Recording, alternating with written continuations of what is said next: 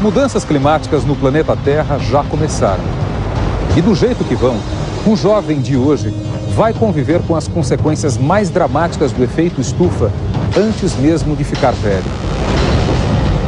Mas é justamente a geração atual, adultos e jovens de hoje, que tem nas mãos o poder de reverter o cenário que se anuncia. Como? É simples. Reduzindo as emissões dos gases que provocam o aquecimento global, em especial de gás carbônico. Isso depende basicamente de tecnologia e de novas políticas governamentais. Mas não só. Cada um de nós também pode, aliás, deve fazer algo. Mas o quê?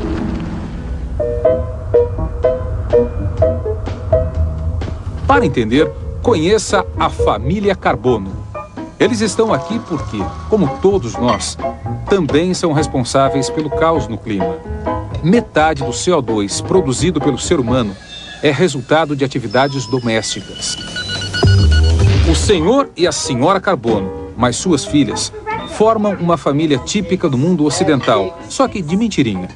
Eles não são maus, mas como a maioria dos ocidentais, têm um estilo de vida com muitos desperdícios. Bye! Bye! Eles têm 2 carros, movidos a gasolina ou diesel. A cada ano, os carros lançam na atmosfera 20 toneladas de gás carbônico, 10 toneladas por carro. Colocar a casa deles em ordem, do jeito que a senhora Carbono gosta, provoca a emissão de outras 20 toneladas de CO2 anuais, a mesma quantidade que os 2 carros. Isso porque a energia que chega nas tomadas da casa da família Carbono vem de uma usina termoelétrica. As termoelétricas, em geral, queimam óleo para gerar energia. Como o óleo é um combustível fóssil, libera carbono ao ser queimado. É diferente do que acontece nas casas brasileiras. Aqui, a energia vem de usinas hidrelétricas, uma fonte de energia mais limpa. Mas as emissões da família Carbono, causadas pelo uso de seus eletrodomésticos, representam bem o que acontece nas casas da Europa e dos Estados Unidos, regiões responsáveis por mais da metade do CO2 lançado na atmosfera. O trabalho obriga, e o senhor Carbono viaja muito de avião. Cada vez que voa, é mais gás carbônico no ar. A aviação é a fonte emissora de CO2 que cresce de maneira mais rápida no mundo.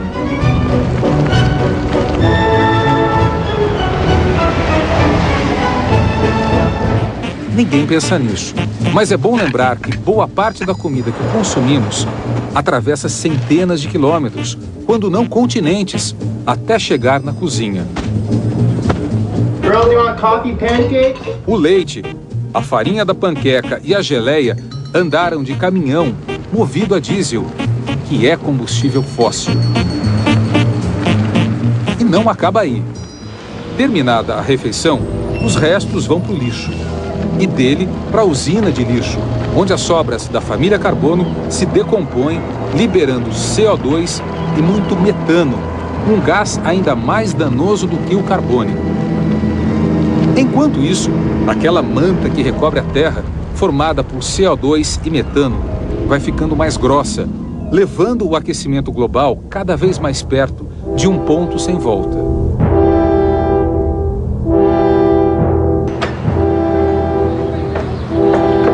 Ao todo, a família Carbono é responsável pela emissão de 45 toneladas de gás carbônico por ano. Mas não olhe torto para eles. A família Carbono, como a sua, não é do mal. Eles simplesmente não sabem o que fazem. Se soubessem, mudariam alguns detalhes do dia a dia, em prol do futuro, deles mesmos e do planeta. Voltamos à pergunta inicial. Como?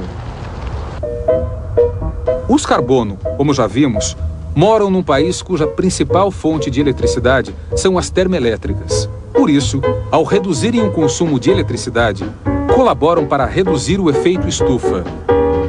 No Brasil, a relação entre gasto de eletricidade e emissão de CO2 é diferente. Não é tão direto.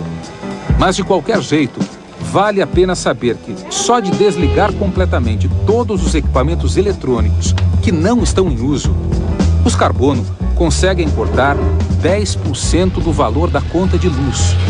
Outra decisão em favor do planeta foi preferir comprar comida produzida só nas redondezas de onde moram.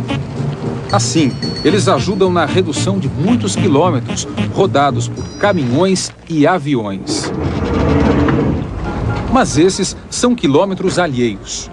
Os carbono também mudaram a maneira de usar os próprios carros. Já não fazem mais saídas desnecessárias e compraram carros mais econômicos. Se estivessem no Brasil, poderiam ter optado por um carro a álcool, que emite menos gás carbônico. Muitos pesquisadores acreditam que se todos nós fizermos as escolhas certas em nossas casas e escritórios, dá para cortar as emissões globais em 1/4. Significa 25% menos pressão sobre o efeito estufa, só com ações domésticas. Mas para resolver os outros 75%, só com mudanças coletivas, daquelas que cabem às indústrias, aos governos, às entidades de alcance mundial. Deles depende descobrir novas fontes de energia livres de carbono e incentivar o uso das que já existem.